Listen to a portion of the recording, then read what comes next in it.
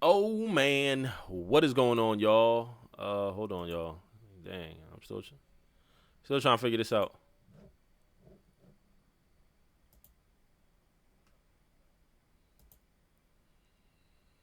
Oh, is this one? Yeah. Had the wrong one. All right, yeah. So, what's going on, y'all, man? How y'all doing? As always, man. Good freaking morning. We rocking out. If you missed the late night questionnaires last night, I had the video, but I don't know what happened. I was supposed to upload it to Facebook, but I didn't get a chance to. I don't know what's going on. It won't allow me to. It won't allow me. Maybe it's coming to some of the things I was talking about. I was being a little too brutal and too honest and everything like that. So you probably wasn't able to hear me and all that. So I mean, they want YouTube probably won't allow me to put it up, but it's all good though.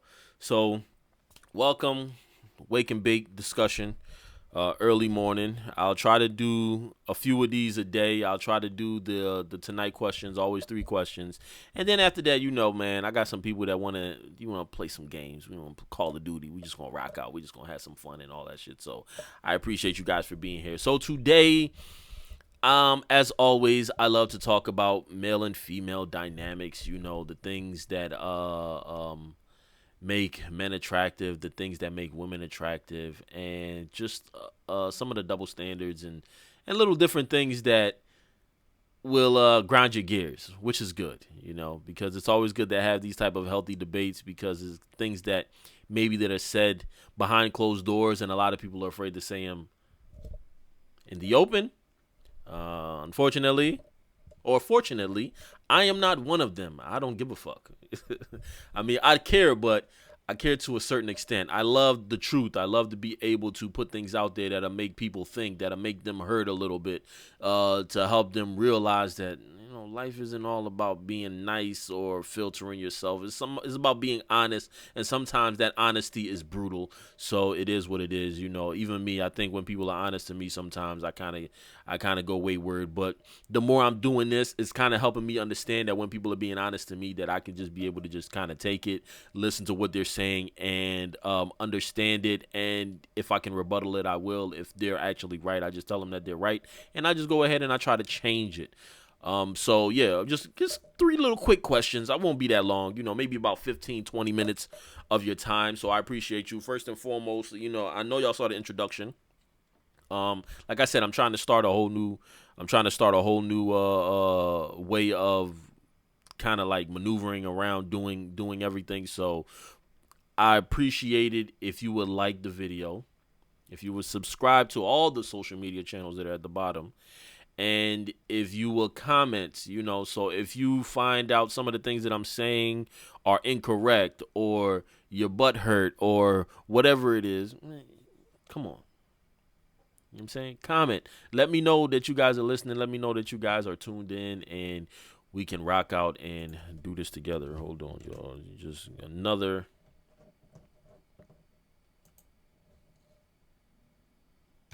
All right. Like always, So, yeah, we're going to rock out. All right. So, the first question that I am posing is why is it that we hold men more accountable to things and we hold women less accountable to things? And here, when I say that, I'm talking more so, I guess, in a well, I mean, I guess the dynamic is changing now in more so of a relationship setting. All right. So we definitely hold the man to making the first move. We hold the man to wanting to set the dates up, to paying for the dates. Like I said, most of the dynamic is switching now, but it's not switching in a good way. I'm saying a lot of women think that it is because now that you're making money, it was like, well, I can do the same thing a man can do, But how many women are actually approaching men? How many women are actually telling these guys like, hey, what's up? I want to talk to you. I want to take you out. I can come pick you up. Like these dynamics are not being talked about from the female point of view. They're making the same amount of money as men are making now, but it doesn't make them less less available to date the guys that are under their standards. As opposed to men, the more money a man makes, the more options he has, meaning that he can date from his pool, above his pool, and maybe under his pool. Or sometimes he might not even go above his pool. He'll stay on his bracket and go lower. As opposed to women, if they reach a certain level, they tend to date that bracket and go higher than that. They don't necessarily want to go lower, so they limit their options going up as opposed to opening up the options by dating down. But dating down means that you're courting the man, you're taking him out, you're paying for things, you're doing all of the things that necessarily that a man would do. And I think that when women start to do things like that, it makes them not so attracted, less attractive to the man that they're courting or that they're talking to. And it's kind of weird just saying that a woman courting a man. It's like if it's your girlfriend during time periods, that's different. But when you're initially meeting someone, I don't think a woman actually wants to be the one to court the man. She doesn't want to have to approach him, tell him that she likes him. I'm gonna take you out. I'm gonna come pick you up. I could take you shopping. Like all these weird concepts that we think that women are doing now because of feminism. It doesn't balance out. All it's doing is making society more dysfunctional, and the structure is broken more because these women are pushing for their level and higher, and the men aren't reaching that level to be able to get to those women. Most men, and you have the majority of women that are reaching that level, but they're not going down. They're not saying, well, hey, damn, I'm a doctor, and every time I go stop at Starbucks, I see this one cute guy there, and I really like him, or I like the way he's just being sweet. He remembers my drinks, and he remembers he's always on point. He gets me the extra sugars, and he talks to me and asks me about my day and stuff like that. I would love to take him out, so next time I talk to him, I'm gonna give him my number. Women aren't running around here doing that. You know what I'm saying? They're not doing that. So when I say that, why is it that we hold men more accountable? Is because there is gender roles, right? There are gender roles. Women are attracted to dominant, masculine, assertive, straightforward, honest men.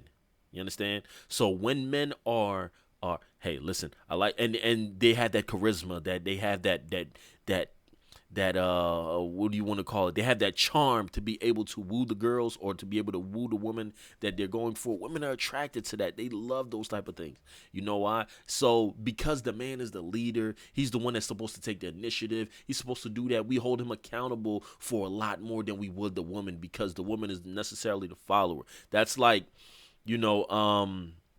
and I guess this is just like a basic one. That's like when you have a child that's under 18 and they're being unruly in school or anything like that. You hold the child accountable, but you don't necessarily hold them accountable because they are only doing those things under the supervision of their parents. Whatever their parents, outside of their parents. Let's just say that within the household, if I don't know if you've ever visited anybody, like whether it be a friend or a family member, and you go and their kids are doing like all this reckless wild shit. You like, and the parents aren't even saying nothing about it. You got the 10-year-old cursing up a storm, or doing TikTok trends in the kitchen, or being disrespectful, or not saying hi, and not being polite and stuff like that, and the parents aren't saying anything like that. We don't necessarily hold the child responsible. You know what I'm saying? The child is only following or accepting what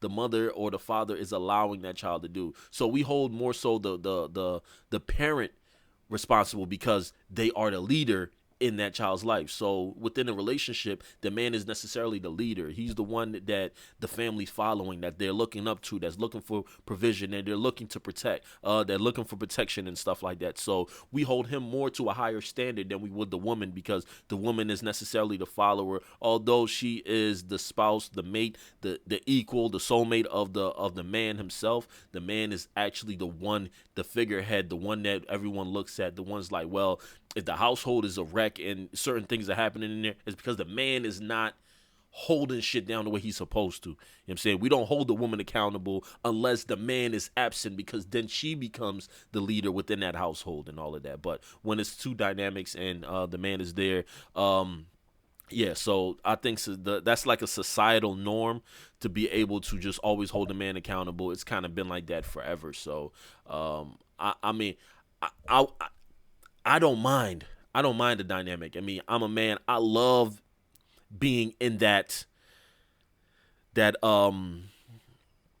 I love being in that predicament. Well, I guess you can say predicament. That predicament. I love being the leader. I love making those choices. I love the one that the family looks up to, the one that the family wants to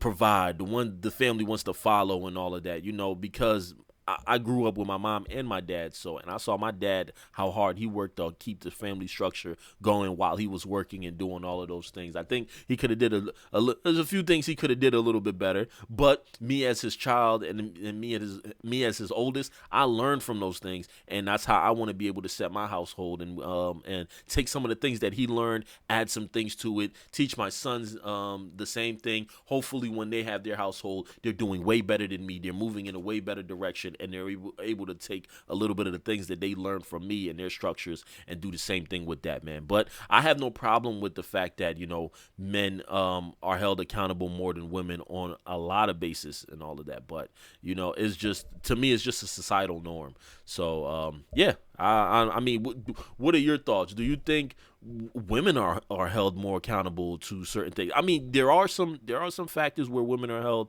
more accountable to it, as far as like promiscuity. You know, it's okay for a man to sleep around. You're not really gonna hold him accountable for that. Yeah, he's a cheater and all of that, but it's more frowned upon when a woman is doing it. And those are their biological reasons behind that.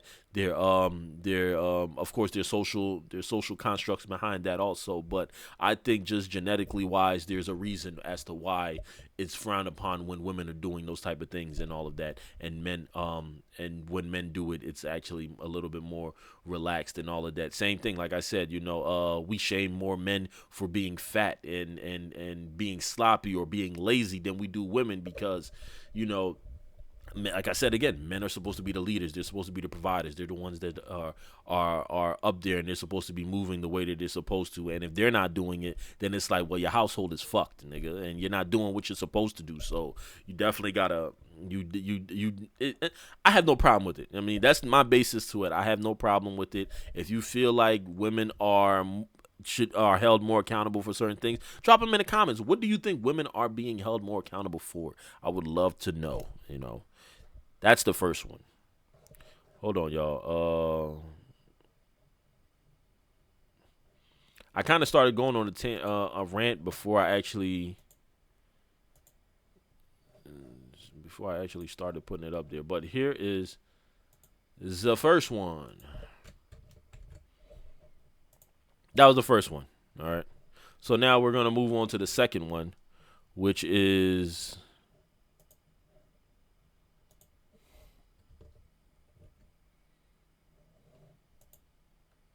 polygamy or not to polygamy, monogamy or not to monogamy. Now, for those that don't know what polygamy or monogamy is poly, meaning more than one, pretty much being in a relationship with more than one person. And monogamy, that mono means one or single, is just pretty much saying that you're in a relationship with only one person. Now, I think here, I don't know if you know how, like, when trends happen, like back in like the 70s, 80s, they had like box cuts and like tight pants all the way up to their stomach tied off, and all the wacky clothing, and they had like the basketball sneakers and all of that, or like the track and the running sneakers and everything. And it seems like now we're kind of switching that back off to, now it's like dreadheads, and you have a little bit of box cuts and it's tight clothing, and everybody's wearing running sneakers, or they're wearing sports sneakers or basketball sneakers, or sports sneakers in a sense, or high tops. And it's like we're just going back in time to that. it's the same with this polygamy monogamy thing. I think polygamy has been around forever, but at that time, as opposed to now, back then it was only done by those people that had the money, that had the power, that had the influence, because they were able to do that. They were able to use their resources to provide for more than one spousal mate. And when I say that, it's more so falls onto the males than the females, because the males are the leaders. It kind of ties into the first question. But my question to you guys is poly or monogamy? Polygamy or monogamy? Meaning, do you prefer to, as a woman, which I don't think, I actually asked someone this yesterday, and I asked them, I said, would you be okay with dating 5 different guys and having sex with them every day of the week? So Monday, Tuesday, Wednesday, Thursday, Friday.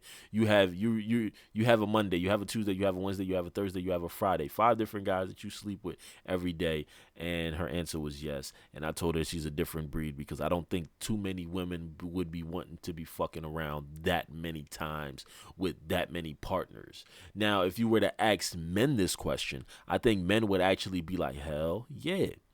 I mean, the majority of men would say, hell yeah. Of course, there are going to be some outliers in between. They're going to say, yeah, nah, I'd rather just stick to one. It's too much of a headache. I don't got time for it. I'm too busy.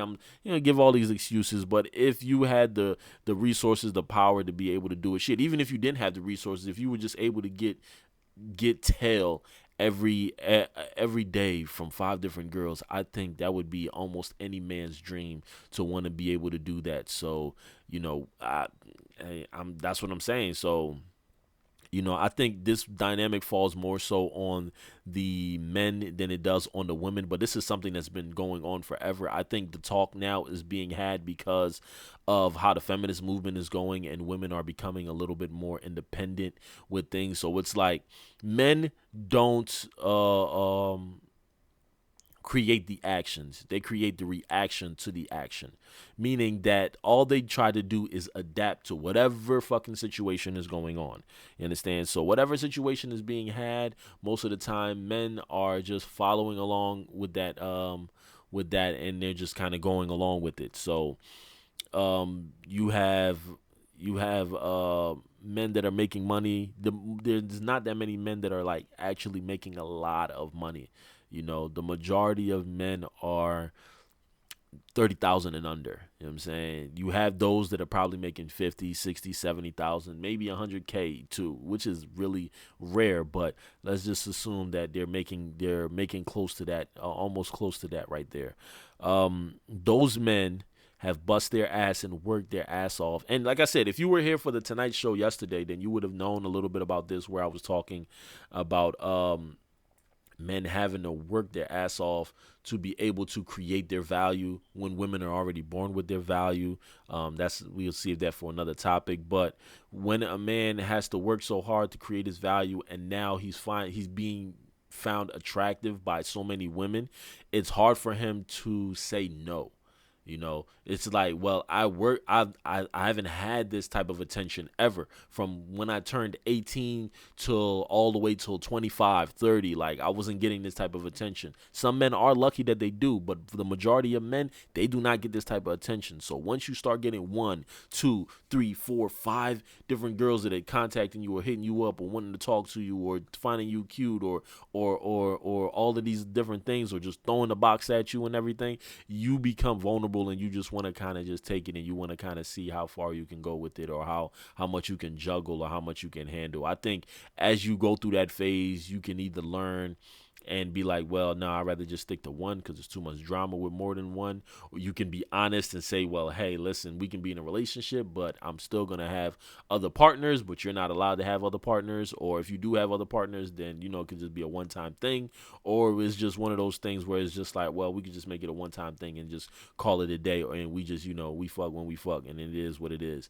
But polygamy and monogamy has been the polygamy has been going on forever. Monogamy is definitely something that benefits women more than it benefits men because women look for quantity while men look for quality. I mean, women look for quality while men look for quantity. I messed that one straight up, man. God dang.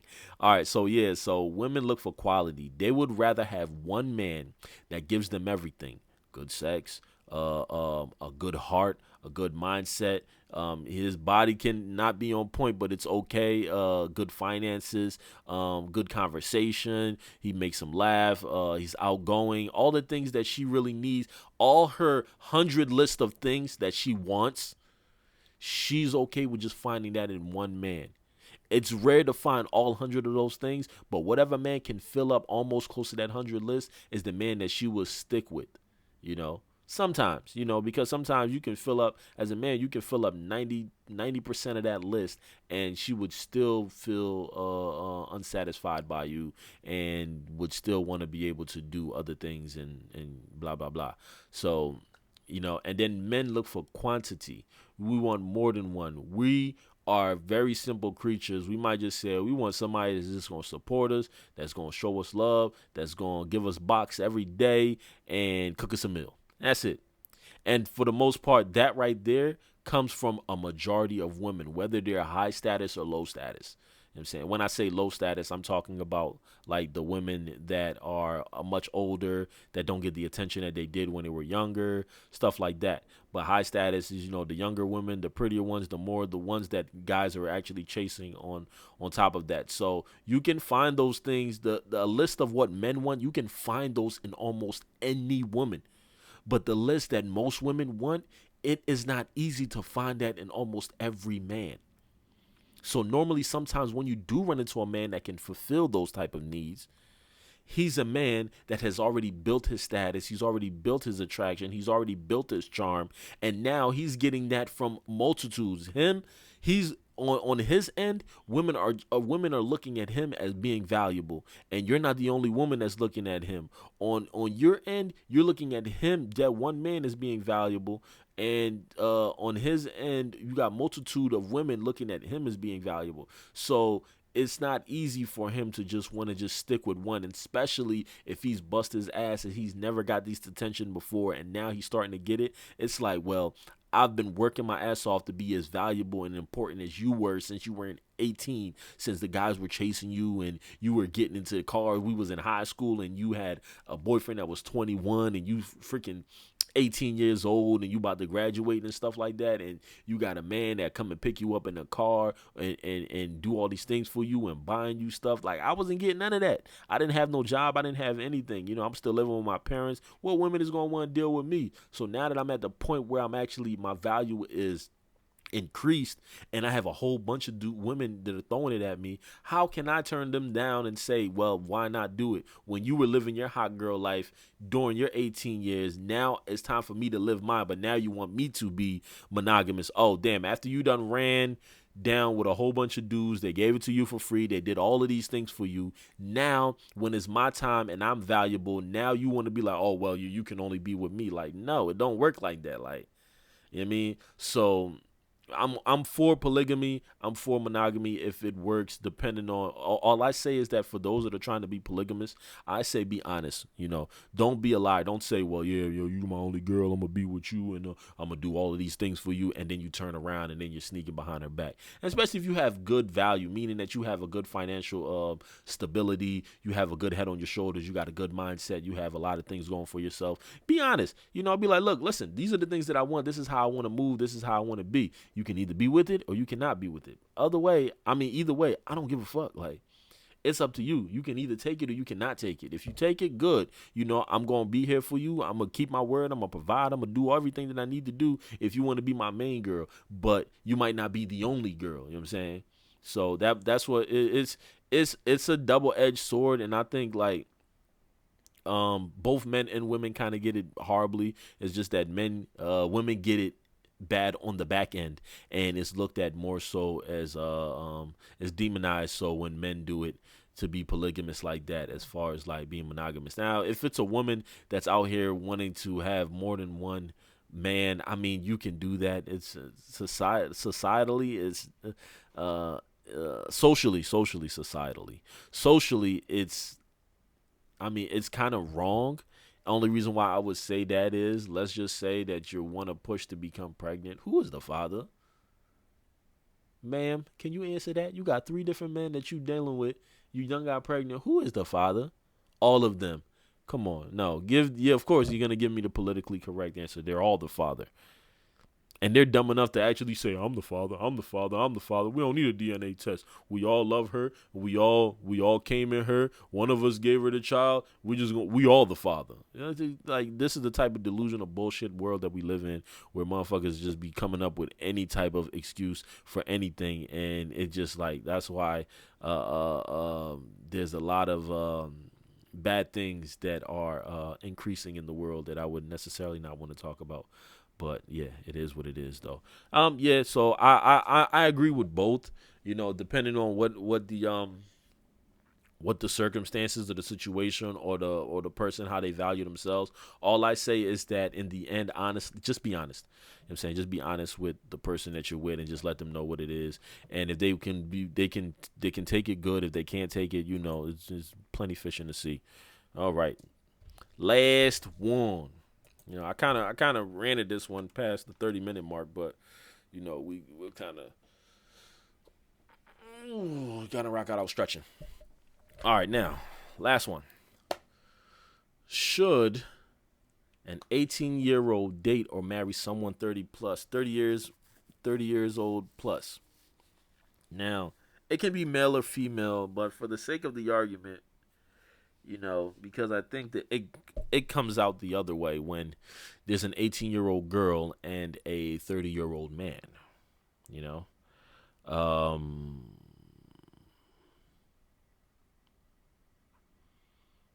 legally, it is okay. Not legally, I mean, legally, it's okay. Morally, I think it's borderline. All right, it's borderline. So, men are attracted to younger women. All right, we know that.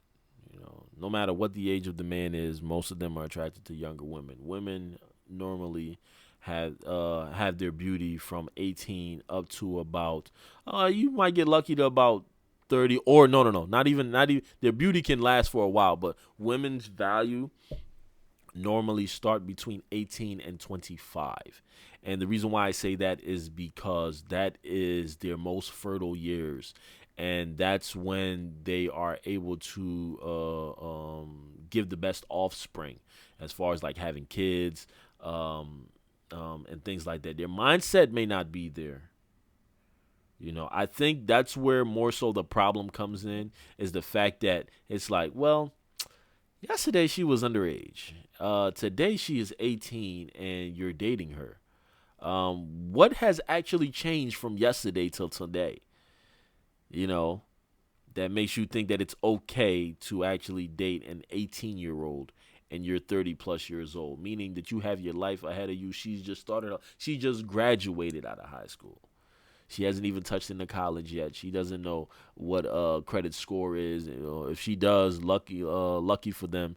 Those that have parents that are able to teach them about credit and credit scores and stuff like that while they're still young. That's amazing, amazing. I think all parents should do that. We actually should have a discussion about that. Maybe I'll talk about credit scores and stuff like that. Something a little simpler, but. Yeah, so it's like nothing has really changed if yesterday she was 17 and then today she was 18, and now you're starting to date her. So I understand it morally why people might be like, oh, it gives me the ick. Like, how can a grown ass man date a little child? Well, one, it's legal.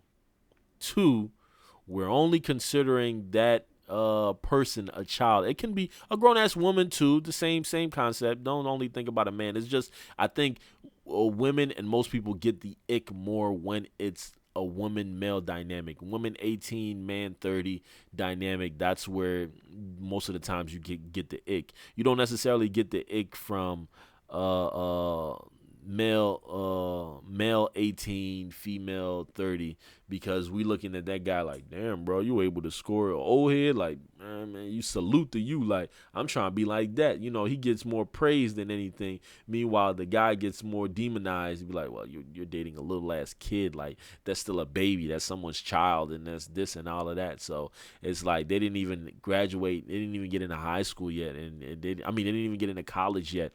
They don't even know credit scores. They probably just started driving. They can't even drink. Like what the fuck are you doing? Like, that's nasty. That's absurd. Like, you shouldn't do that. That's wrong and all of that. And my opinion, I don't think it's wrong at all. Because if it's wrong, we can't pick and choose when we want it to be wrong. If we say that it's wrong for an 18-year-old to date a 30-year-old, then one argument that a guy that I listen to, Andrew Wilson, he makes is that, well, if they're too young to date someone that is 30, 35, 40, 50, whatever age, if it's wrong, then why are we letting these kids vote? Why is it that when it's time for them to make important decisions about the state of the economy, whether it's picking your president, your governors, your vice, whatever, we allow them to vote? Why is it that we allow them to go into the military to fight and die for us at that age, but you're telling me that they can't make the decision? They're allowed to make the decision to go fight and die for their country when they just got out of high school, but they can't make the decision to want to date older people if they decide that they want to do that. They're being manipulated is one word that a lot of people use, as opposed to the women male to the female male dynamic and everything like that. So it's like we can't pick and choose. Either we're gonna make it broad and transparent across the whole board, or we don't make the argument at all. You know what I'm saying? That's just the way it is. Because if you can turn around and say, well, yeah, they should be able to vote. Yeah, they should be able to go to war if they want to. They should be able to go fight and kill and die and do all this other stuff. But they're not allowed, and I don't think it's allowed for them to date 30-year-olds or 35-year-olds or 40-year-olds, because they're still babies, they're still children, their brain isn't even developed yet. Well, we should use that mindset for any and everything that they need. They shouldn't vote. Their brains are not developed yet. Like, they don't understand politics. If they understand politics, then we should give them a test to see if they actually do understand politics. It has to be certain criteria that need to be put out there in place to be able to say, well, yeah, this 18-year-old, 19-year-old is qualified to be able to vote, is qualified to be a part of making decisions for the whole of the United States, or something like that. So, I do think, it's, I mean, it is a little weird in a sense. It is a double standard when it comes to the male female dynamic and the female male dynamic, because like I said, 18-year-old guys are praised for, for boning 30-year-olds, 35-year-olds, and all of that. Meanwhile, the females aren't necessarily demonized or anything like that. It's more so the older adult males that are like, well, wow, you're a predator. Like, you probably sat and waited until she turned 18. Like, how can you do that? That she's still a baby. She's this and she's doing that and everything like that. So, I mean, I think it's okay. I think it's okay. If we're giving them rights to be able to make certain decisions that'll change the fate of the world that we live in, or the leaders that we have and all of that, I think we should give them the right to be able to date whoever it is that they want, without the older person feeling like they're being demonized for dating someone that's about the same age as their daughter, or the same age as their as their younger sibling, if they had younger siblings or stuff like that. So, I mean, it is what it is, though. But I'm okay with me. I'm okay with it. I'm not on the fence about it, but I don't see an issue with it if you look at all those other aspects of things that we allow them to do at that age. So they can buy cigarettes, they can smoke, they can do all of these things that we probably should be like, nah, you can't do that. Nah, wait till you're 25. You can't even smoke cigarettes till you're 25. Like, F that, because that way you're at the point where your brain is already starting to deteriorate. So, and, you done already done contributed from the age of 18 all the way to 25 within society, and now you just want to kind of, now you're legal to smoke cigarettes, or now you're legal to drink and stuff like that. But it could also be money wise and the things that are going on there. But I mean, that's just my opinion. That's just my thoughts, man. I hope you guys love this segment. Is like real quick debates, real quick things that I'm talking about. You're more than welcome to comment anytime. If you see the video later, don't forget to hit that share button. Don't forget to hit that like button. Comment if you need to, and then also follow all of the pages. Go through the algorithm. Follow me on Facebook, Twitter, X, Instagram, Twitch, Rumble. Just follow me on all of these different platforms, and then definitely follow me on YouTube, because that's where I'm going to be posting this in a little bit, so other people can actually see the dynamics and the stuff that I talked about. And I appreciate you guys, man. I thank you guys for being here and just listening. Do not be afraid to comment anytime I'm talking. I will stop mid commentary to listen to you guys talk. So I mean, to listen to y'all messages and the things that you want to talk about, and we just kind of go from there, man. But I appreciate y'all. I love y'all. I thank y'all. I'm ending this. I love y'all like always. You already know how we do this, and shit, it's never gonna stop, man. This is what we do. All right. Peace, y'all.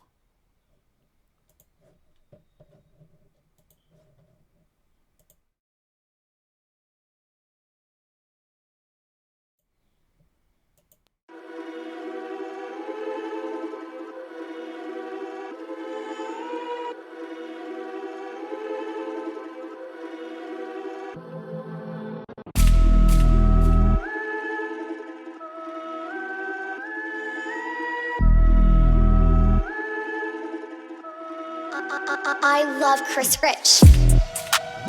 This game going off like.